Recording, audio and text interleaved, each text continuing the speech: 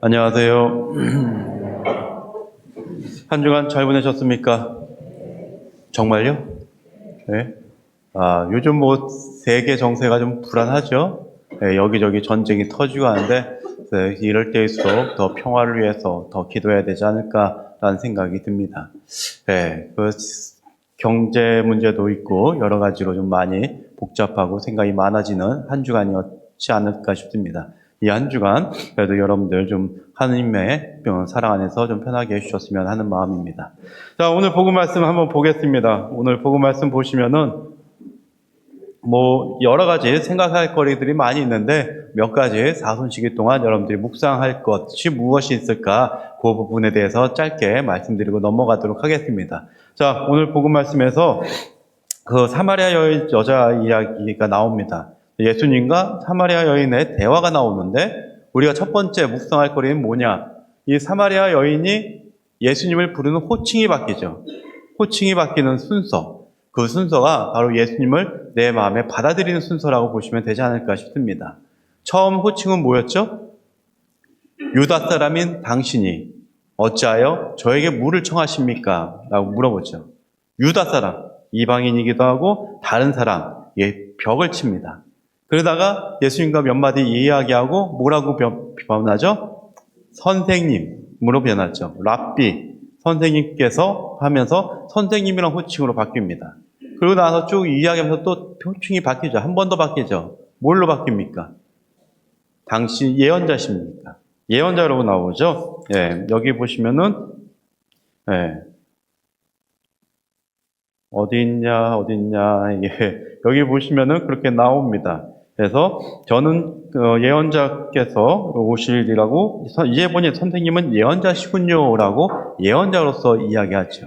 그리고 나서 마지막으로 바뀌는 호칭은 바로 그리스도라는 메시아께서 오신다는 것을 압니다라고 이야기하죠. 즉 타인이었다가 점차 나의 삶 속에 들어오는 메시아로서 구원자로서의 예수님을 받아들이는 과정, 그 과정이 호칭으로서 변화가 되면서 나타나죠.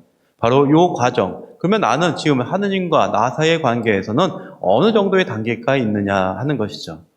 나는 아직도 신앙생활을 한다고 하지만 아직도 유다인으로서 부르고 있느냐, 아니면은 그저 선생님, 내 삶에서 한 부분, 그냥 좋은 말 해주시는 분으로서 선생님으로서 남고 있느냐, 아니면 정말 내 구원자, 나의 영혼을 구원하실 하느님으로서 메시아로서 나는 그리스도를 믿고 있느냐.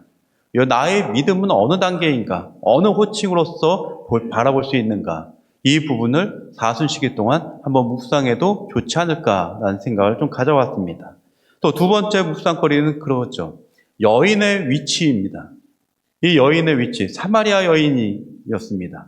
이 여인의 위치는 무엇이었을까요? 이때 당시에 랍비의 기도를 보면은 그렇게 나옵니다. 하느님, 저를 여자로서 낳아주지 않으심에 감사드립니다. 그 정도로 여인의 위치, 여자의 위치는 그 사회에서의 하층이었어요. 인정하지 못하는 위치였죠. 그런 위치의 여인과 예수님이 대화를 하셨다라는 것. 게다가 이방인이기도 했고 사마리아 사람들은 유다인과 상종을 하지 않았다라고 했는데 상종하지 않은 그 가운데서도 이 여인하고도 이야기를 하셨다는 겁니다. 그러면 이 여인의 위치는 여자 중에서도 또 어떤 위치였냐를 보시면 돼요. 성경을 쭉 읽어 나오면 그렇게 나옵니다. 예수님께서 그 여자에게 가서 내 남편을 불러 이리 함께 오너라 하고 말씀하셨다. 그 여자가 저는 남편이 없습니다 하고 대답하자 예수님께서 말씀하셨다. 너는 남편이 5이나 있었지만 지금 함께 사는 남자도 남편이 아니니 너는 바른 대로 말하였다. 5번이에요. 남편이 5명이 있었다는 거예요. 그러면 이 여인의 운명이 얼마나 기구했는지 우리는 이 한 문장으로서 알 수 있겠죠. 힘든 삶을 살던 사람이고 또 그 사회에서도 유다인들과 떨어져 있었고 그 공동체 안에서도 아마 소외된 사람이었을 겁니다.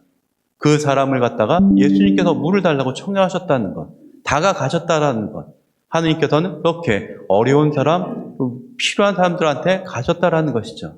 이렇게 사회의 공동체 안에서 떨어져 있었던 그 사람인데 성경의 마지막에 보면 그렇게 이야기합니다.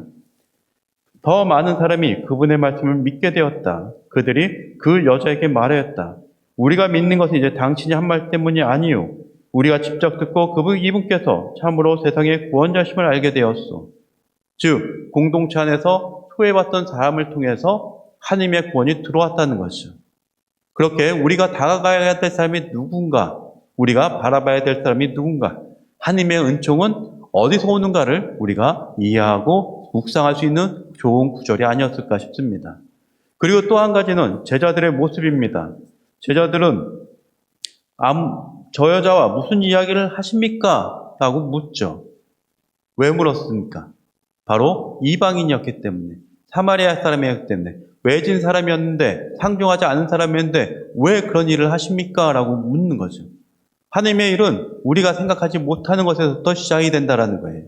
그것이 아무리 작은 일, 아니면 그것이 우리 생각하고는 다른 일이 있다 하더라도 하나님이 하시는 일은 그 일을 구원으로서 이끄신다는 것이죠.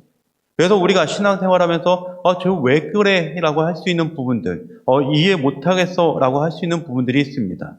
그렇지만 그것이 하나님의 은총 안에서 또 하나님의 일이라면 그 끝이 어떻게 이루어지는가, 그 결과로서 이야기해 주는 것이 아니었을까라는 것입니다. 그러게 오늘 복음에서의 몇 가지의 묵상 주제들이 있습니다. 이 묵상 주제들 안에서 나는 과연 어떠한 주제를 갖고 이번 사순시기를 살아갈 수 있을까? 아니면 묵상을 할 수 있을까? 아니면 기도를 할 수 있을까? 한번 정해보시면 어떨까 싶습니다.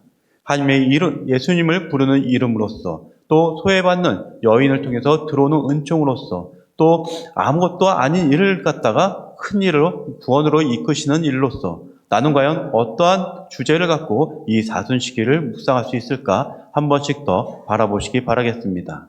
아멘.